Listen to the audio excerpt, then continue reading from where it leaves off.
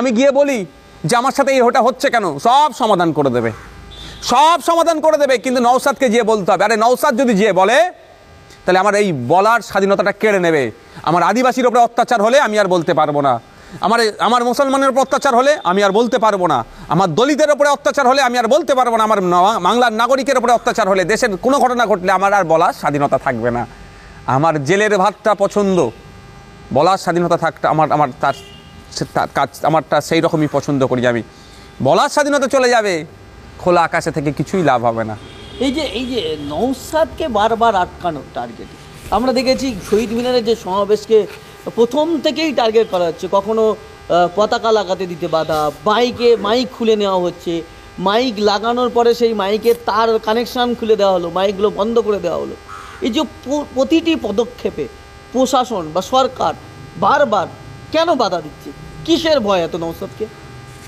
নওশাদ সিদ্দিকীকে ব্যক্তিগত কতটা ভয় খায় বলতে পারবো না। নওশাদ সিদ্দিকীদের দলের যে লক্ষ্য উদ্দেশ্যটাকে ভয় খাচ্ছে। আমাদের দলের লক্ষ্য উদ্দেশ্য হচ্ছে মানুষেরকে অত্যাচার করে যে ঘরে ঢুকিয়ে দিয়েছিল সেই ঘর থেকে টেনে বার করবো, ওদেরকে বেরিয়ে আসুন, আপনি আপনার অধিকারের জন্য গণতান্ত্রিক প্রক্রিয়ায় রাস্তায় নামুক। এই গণতান্ত্রিক প্রক্রিয়ায় রাস্তায় নামলেই তো শাসকের জ্বালা হচ্ছে। আজকে আপনারা বলুন, হাওড়া জেলার গঙ্গার এপার ওপার, মানে অর্থাৎ মেটিয়াপুরও যারা হাওড়া জেলাতে, এমন শয়ে আমি উস্তাগার দেখিয়ে দেবো। একটা সময় যারা 20 জন 25 জন কম করে লোক রেখে কাজ করতো, তারা আজকে টোটো চালাচ্ছে, চায়ের দোকান করেছে, বিরিয়ানির একটা ছোট্ট দোকান করে চলছে, তাদের সংসার কোনো মতেই চলছে। তাদের সাথে অন্যায় হয়েছে। রাজ্য সরকার সেই সমস্ত উস্তাগারগুলোকে, যাদের ম্যাক্সিমাম মুসলমান আর বাকি অংশটা পিছড়ে বর্গের হিন্দু, তাদেরকে মূল স্রোতে নিয়ে আসার জন্য কি প্রকল্প দিয়েছে? তাদেরকে কিছু প্রজেক্ট দিয়েছে। যে জরি শিল্প হাওড়া জেলা বিখ্যাত, আজকে জরি শিল্প হাওড়া জেলায় ধ্বংস হয়ে গেছে। এই জরি শিল্পের সাথে যারা সমস্ত মানুষ যুক্ত আছে তাদেরকে কিছু প্রকল্প দিয়েছে? কিছুই দেয়নি। আর আমাদের বক্তব্য, তাদেরকেও সরকারকে দায়িত্ব নিতে হবে। যখনই কথা বলছি তারা রাস্তায় নামবে, তারা তাদের অধিকারের কথা বলছে। যে নবান্নতে তুমি বসে আছো, নবান্ন তো গার্মেন্ট হাব তৈরি করার জন্য তৈরি হয়েছিল, বস্ত্র শিল্পের জন্য এটা একটা পাইলট প্রজেক্ট হয়েছিল, আপনি কেটে নিয়েছেন, আমাদের মুখের রুজি আপনি কেটে নিয়েছেন। যখন শুনছে তারা মমতা ব্যানার্জি দ্বিচারিতাকে ধরবে, ফলে কি হচ্ছে, মানুষ যুক্ত হচ্ছে। আইএসএফকে আটকাও, আইএসএফকে আটকাতে পারলেই লাভ হবে। আইএসএফকে আটকালে ওদের লাভ, জনগণের কি জানতে পারবে না। কিন্তু আইএসএফ তো ঘরে বসে থাকার জন্য নয়, আইএসএফ রাস্তায় থাকার জন্য তৈরি হচ্ছে।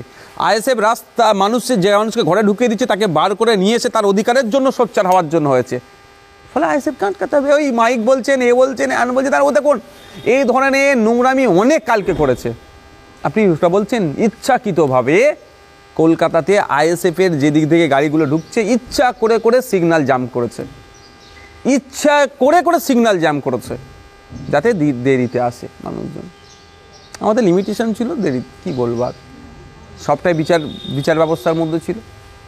এই যে প্রশাসন আমরা দেখছি, যখন সুকান্ত মজুমদার বলছেন বাড়িতে অস্ত্র রাখুন, তখন প্রশাসন নীরব দর্শকের মতো ভূমিকা পালন করছে। যখন শুভেন্দু অধিকারী বলছে জিহাদিদের একদম বাংলা থেকে তাড়াবো, মুসলমানদের তাড়াবো, তখন দেখছি পুলিশ নীরব দর্শকের মতো ভূমিকা পালন করছে।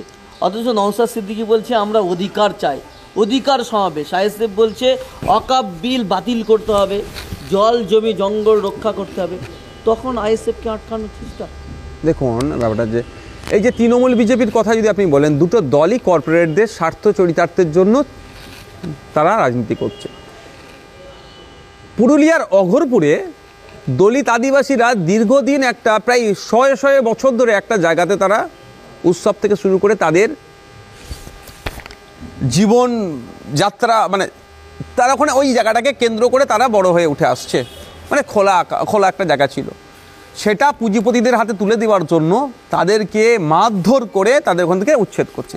শুধু মারধর নয়, আমার এক মায়ের বাচ্চা, এক শিশু ছিল, মানে সে মায়ের স্তন পান করতো, মানে দুধ পান করতো, যদি আমি সহজ কথাই বলি, মায়ের স্তন পান করতো, সেইটাকেও আপনার ভাই মাটাকেও রেহাই করেনি, বাচ্চার মা দূরে আছে। এত অসভ্যতামি করেছে। শুধু তাই নয়, এক মা আমার পুকুরে চান করতে নেমেছিল ভিজে কাপড় অবস্থায়, একটা শাড়ি পরে জড়িয়ে উঠেছিল চান করে, সেই অবস্থায় তাকে তুলে নিয়ে চলে গেছে। বাকি কাকে আর কাপড় পরার সুযোগ দেয়নি। মানে ভাবতে পেরেছেন?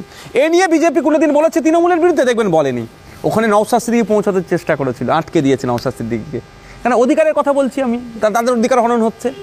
তো এই ধরনের অন্যায়ের বিরুদ্ধে আমি, সাম্বাল মসজিদ তো উত্তরপ্রদেশে, মমতা ব্যানার্জি এখানকার মেজরিটি মানুষের মন পাওয়ার জন্য বলল বাংলাদেশে যেটা হচ্ছে পিস কি ফোর্স না কি আছে, শান্তি বাহিনী পাঠানোর জন্য।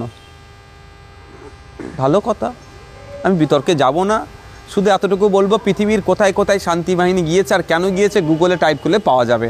বাংলাদেশে কি প্রযোজ্য আছে কি না নয় আমি এসে বিতর্কে যাব না। মণিপুরে 2.5 থেকে 3 বছর জাতিদাঙ্গা হচ্ছে, 450 উপরে মানুষ খুন হয়েছে, মহিলারা ধর্ষিত হয়েছে, গির্জা ধর্মস্থানে আগুন লাগিয়ে দিয়েছে। কদিন আগে মুসলমানদের উপরে অত্যাচার চলেছে, মহিলাদেরকে প্রকাশ্যে নগ্ন করে রাস্তায় ঘোরাচ্ছে, ধর্ষণ করে আগুন লাগিয়ে দিল। সেখানে কোন বাহিনী পাঠাতে হবে একবারও মমতা ব্যানার্জি বললেন না। উত্তরপ্রদেশে মসজিদের সার্ভেকে কেন্দ্র করে 4 জন মুসলমানকে স্পট মেরে দিল, সেখানে কোন বাহিনী পাঠাতে হবে সে কথা বললেন না।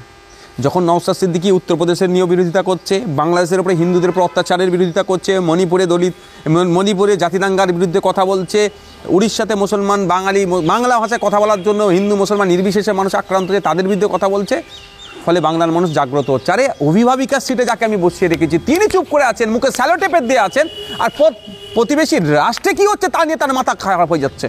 আর আমার দেশের ব্যাপারে তিনি মুখ খুলছেন না, মানুষের রিয়াক্ট করছে। তাহলে নওশাদকে আটকাতে হবে। নওশাদকে না আটকাতে পারলে এদের তাহলে নকল যুদ্ধ শুভেন্দু অধিকারী আর মমতা ব্যানার্জি ধরা পড়ে যাবে। এরা নকল যুদ্ধ করে যাবে আর নওশাদকে আটকাও, ওই জন্য নওশাদকে আটকাচ্ছে। এই যে আরে এই প্রোগ্রামে কি বলে ব্যানার লাগাতে দেবে না, আপনার মাইক খুলে দেবে, আরে অসভ্যতামি করেনি। যেখানে তৃণমূলের ব্যানার ঝুলছে ওখানে আইএসএফের ব্যানার তার পাশে ঝুলানো যাবে না, নাকি বাবা কালী সম্পত্তি নাকি তৃণমূলের রাজ্যটা।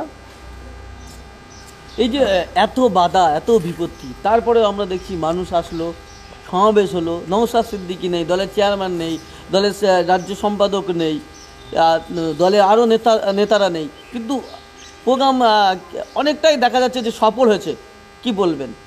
ওয়ার্কিং প্রেসিডেন্ট ছিলেন আমাদের রাজ্য কমিটির, ভাইস প্রেসিডেন্ট, অ্যাসিস্ট্যান্ট সেক্রেটারি, রাজ্য কমিটির ট্রেজারার ছিলেন, অনেকে ছিলেন, অফিস সেক্রেটারি ছিলেন, বাকিরা ছিল।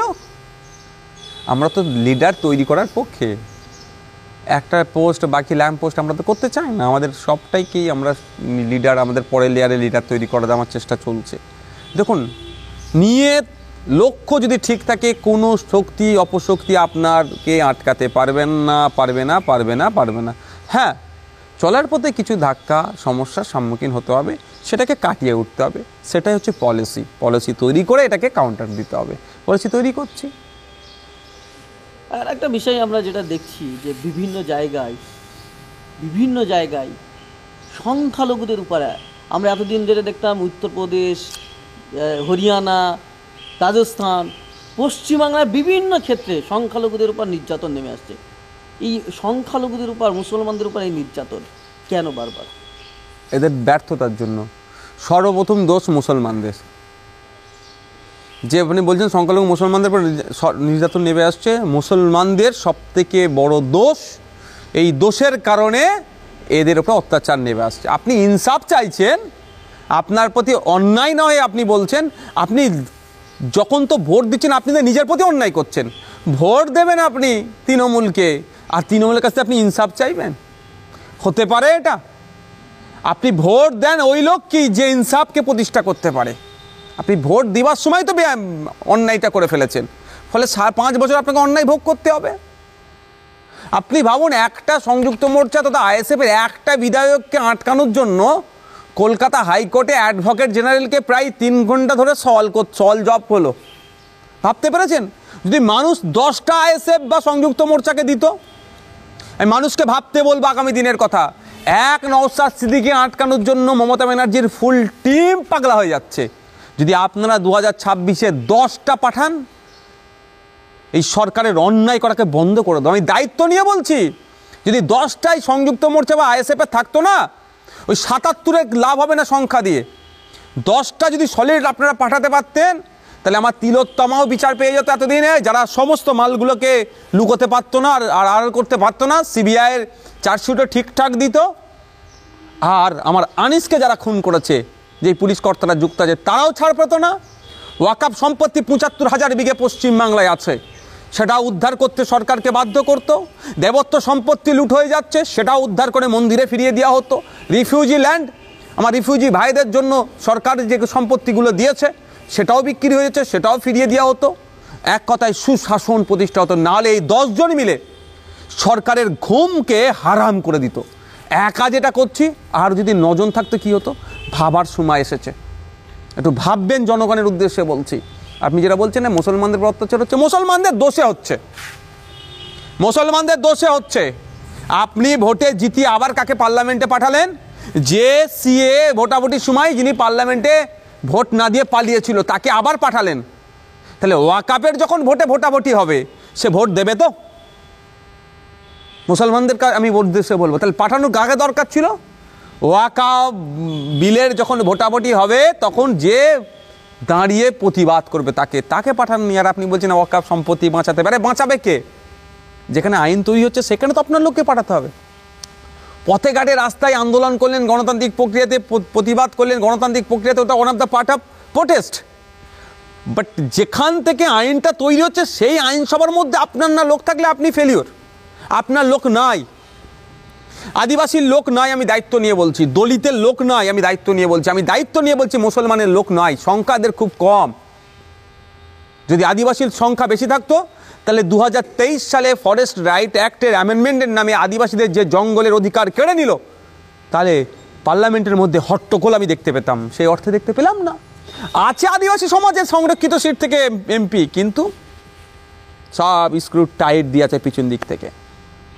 যেভাবে দলিতদের উপরে অত্যাচার চলছে সারা দেশে, দলিত ছেলে বাইক নিয়ে এগিয়ে গিয়েছে, তাকে বাইক থেকে নেবিয়ে মারছে, সেই প্রোটেস্ট পার্লামেন্টের মধ্যে দেখলাম না। দলিত হওয়ার জন্য গতকালকের খবর, ছত্তিশগড়ে তার নাকি বাড়িতে গোমাংস ছিল, বাড়িতে ঢুকে বজরং দলের লোকেরা এমন উত্তেজনা তৈরি করেছে, ছেলেটি 23 বছর বয়স সুসাইড করে নিয়েছে। কই এই নিয়ে কোনো চর্চা হচ্ছে দলিত এমপিদের মুখে? সংখ্যায় অনেক দলিত এমপি আছে, কিন্তু প্রকৃত দলিতের এমপি নাই, সংখ্যা খুব কম। মুসলমানদের ওপরে সারা রাজ্যে যেভাবে, সারা দেশে যেভাবে অত্যাচার চলছে, সেই নিয়ে কথা বলার লোক কোথায়? খুব কম। আর ভোটের সময় যারা একটু তেল লাগিয়ে দেয়, মাখুম লাগিয়ে দেয়, তাদেরকে আপনারা পাঠিয়ে দেন। সহ্য করুন, আপনারা মুসলমান সহ্য করুন, আদিবাসী সহ্য করুন, দলিত সহ্য করুন। আমি একটা কথাই বলতে পারি যে আপনাদের উপর অত্যাচার হচ্ছে আপনাদের দোষে। আপনারা নিজের হাতে নিজের ভাগ্যটাকে ঠিক করেন ডেমোক্রেসিতে।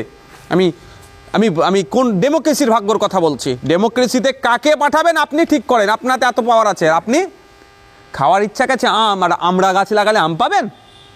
আপনি চাইছেন নাই হোক, আপনি চাইছেন আপনি সেফ থাকবেন, সিকিউর থাকবেন। যদি চান তাহলে ওই কাউন্টার আলাদা,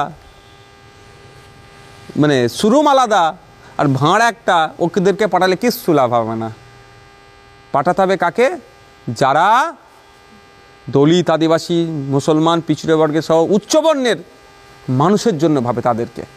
শেষ প্রশ্ন আপনার কাছে যেটা করব, যে এত বাধা বিপত্তি, এত আটকানোর চেষ্টা, তারপরেও আপনাদের প্রোগ্রাম সফল, কি বলবেন সরকারের উদ্দেশ্যে, শাসকের উদ্দেশ্যে কি বলবেন? শাসকের উদ্দেশ্যে এটাই বলবো, যে টাকা খরচ করে নওশাদদেরকে আটকানোর জন্য কোর্টে লড়াই করলেন, ওই টাকার যদি সঠিক স্যালাইনগুলো হসপিটালে যেত, তাহলে অনেক যেগুলো মানুষ ক্ষতি হলো, অনেক মানুষের ক্ষতি হওয়া থেকে বাঁচত। যে টাকা খরচ করে প্রতিনিয়ত কোর্টের কাছে চড় খান, সে টাকা ওইখানে না খরচ করে সরকারি কর্মচারীদের ডিএ বাড়ানোর ব্যবস্থা করুন। যে টাকা খরচ করে সুপ্রিম কোর্টে গিয়ে চোরেদেরকে বাঁচানোর জন্য সিবিআই না করে ফেলে, ইডি না করে ফেলে বলে করেন, ওটা বন্ধ করে ওই টাকা দিয়ে যে প্রাইমারি স্কুলগুলোতে শিক্ষক নিয়োগ করুন এবং মাইনেগুলো দিন। ওই টাকাতে বাংলাকে এগিয়ে নিয়ে যাওয়ার চেষ্টা করুন। 2011 সালে একজনের মাথাপিছু ঋণ ছিল 12,000 টাকার কাছাকাছি। 1947 থেকে 2011, এই এত বছরে একজন মানুষের মাথাপিছু জন্মানোর সাথে সাথে একটা শিশু, তার মাথায় প্রায় 12,000 টাকা ঋণ হয়ে যাচ্ছে।